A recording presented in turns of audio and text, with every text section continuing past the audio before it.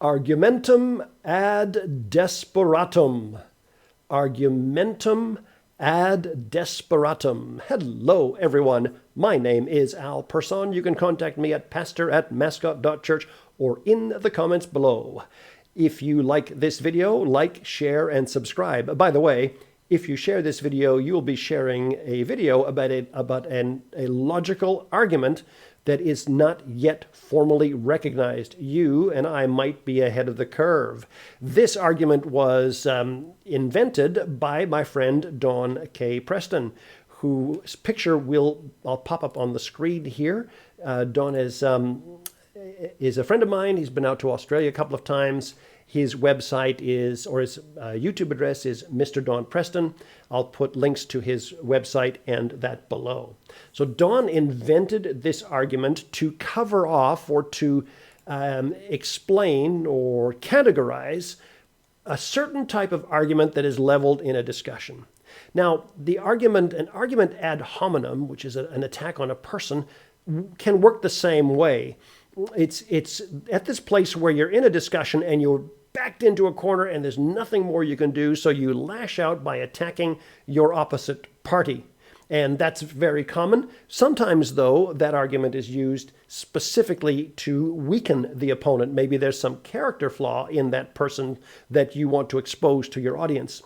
Now, a couple of things about debate and discussion that are important, even online ones. The purpose of this sort of discussion, of interaction like this, is not to prove that you're right, but to seek the truth.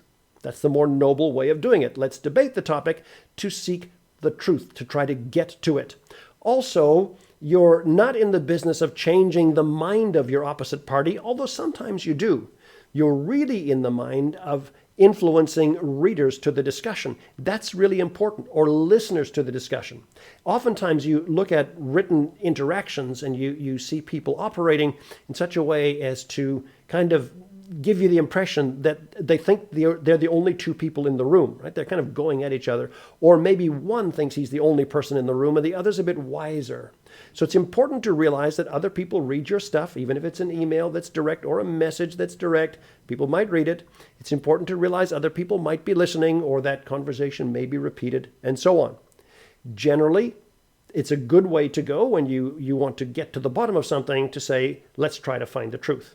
Now, I am not a professional logician. I do data for a living. That's one thing, so I understand hard logic, but not really informal logic, except where it serves if it serves me, then I study it and say, is this useful? And it's useful to me. My main reason for understanding informal logic like this is to confirm whether or not I am still sane. Am I clinging to the sunk cost fallacy? Am I committing bulverism or whatever? These are useful things. And the reason I've presented the arguments this way, from the more esoteric and more distant arguments on into the more common ones, is really because it's not done often that way. And these are the ones that have got me thinking, probably because they're not like the hard logic that I work in. Maybe that's why. So what is the argument from desperation? The argument from desperation, as I understand it, now I'm going to send this to Don, and hopefully he'll comment below and say, Al, you've got it all wrong, and then we'll rerun this, but I'm going to make it public and take a chance. As I understand, the argument from desperation is not so much to attack the opposite party as it is to defend oneself. It's really the kind of the last bastion of defense before I have to realize that I'm caught by the sunk cost fallacy. It's like, there's nothing I can do. I'm desperate. If you are a fan of science fiction and you've watched the 1970s movie Alien with Sigourney Weaver, now in the world of science fiction, probably Alien and Aliens, the second one, are just a notch above most others. They age really well. The script writing is excellent. They're kind of sci-fi horror.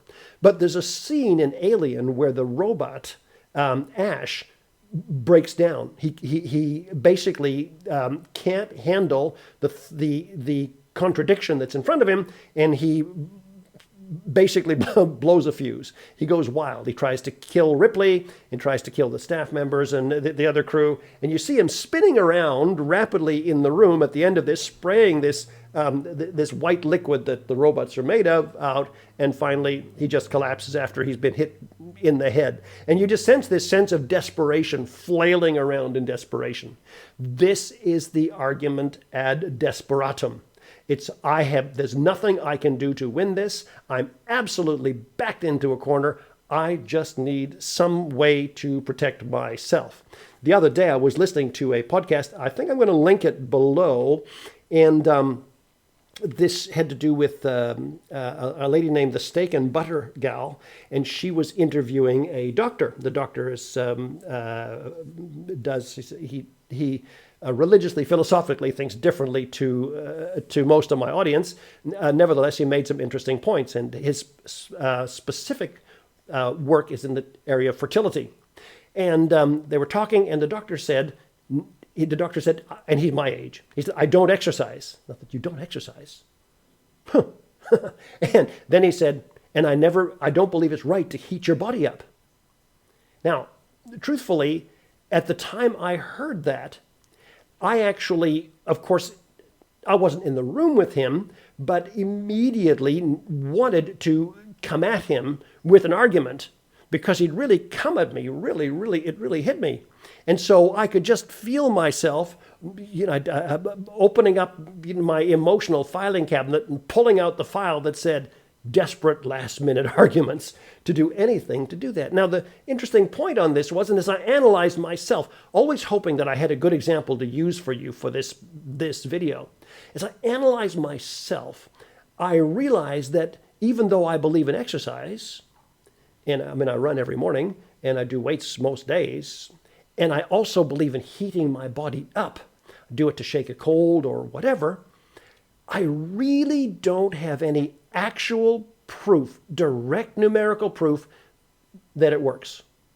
I just have kind of anecdotal, it seems like it works. Obviously, you get a little stronger with exercising with weights, but especially the heating my body up, I actually honestly can't say.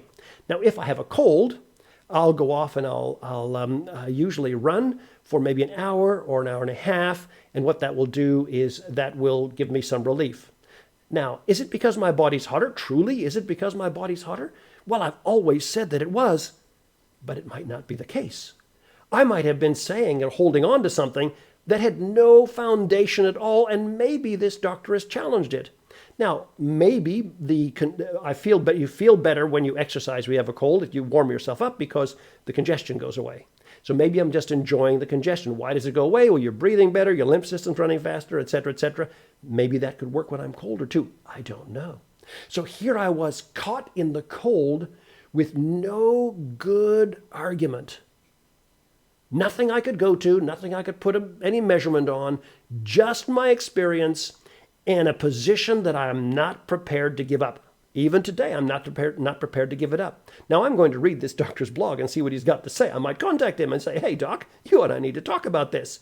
However, the most interesting thing about this is that the very argument I was going to talk about this week, the very logical fallacy I was going to talk about this week, that one that is not a formal one yet, hasn't been formally recognized, but should, argumentum ad desperatum, is something I drove into straight away I wanted to use. Okay, how does it work? What do we do?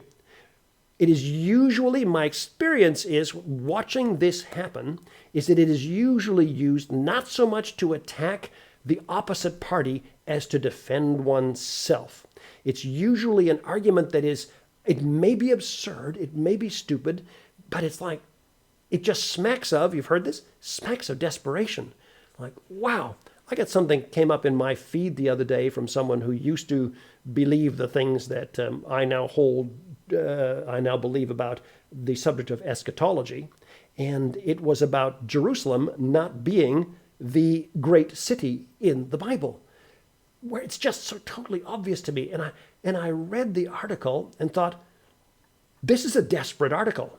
This is just a desperate attempt to do anything, because if the writer acknowledges that the Jerusalem of the book of Revelation is the great city, that writer is going to have to concede quite a number of other points.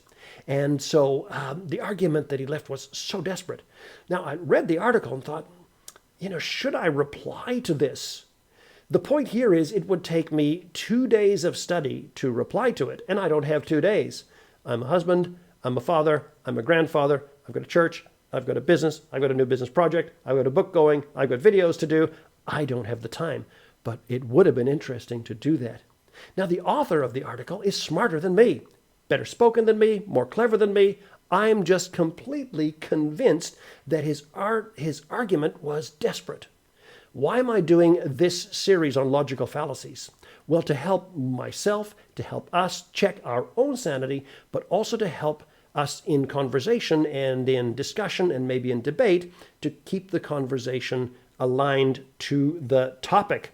And that's one of the reasons why the Argumentum ad Desperatum is so valuable. I can say to my opposite party, listen, my friend, it's a very desperate argument that you're presenting. Do you really want to stay with that?